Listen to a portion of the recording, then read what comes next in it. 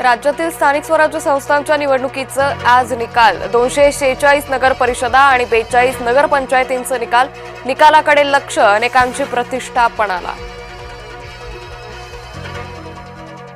सकाळी 10 वाजल्यापासून मतमोजणीला सुरुवात। सर्वात आधी आणि अचूक निकाल पहा फक्त जय महाराष्ट्रवर। मतदारांचा कल भाजपच्या बाजूने, चंद्रशेखर बावनकुळे यांचं भाकीत। मतमोजणी आधीच गुलाल उधळा, विजय वडेट्टीवारांचा बावनकुळेंना टोला।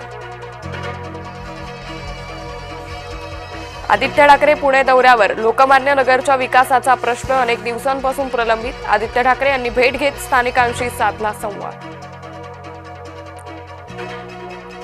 भाजप कार्यकर्त्यांनी हजारो मतदारांना कोंडून ठेवल्याचा आरोप। नांदेडच्या धर्माबाद नगर परिषद निवडणुकीतील प्रकार। मतदारांना पैशांचा आमिष देऊन कोंडून ठेवल्याचा राष्ट्रवादीचा दावा। बेईमानी करून निवडणूक जिंकण्याचा भाजपचा धंदा। काँग्रेस नेते विजय वडेट्टीवार यांचा निशाणा। राज्य निवडणूक आयोग कुठे? वडेट्टीवारांचा सवाल। पुण्यातील भाजप कार्यालयाबाहेर भाजपच्या निष्ठावंतांचं आंदोलन। मुंबईत झालेल्या प्रवेशामुळे भाजप कार्यकर्ते आक्रमक। हातात डिझेल घेऊन दिला आत्मदहनाचा इशारा।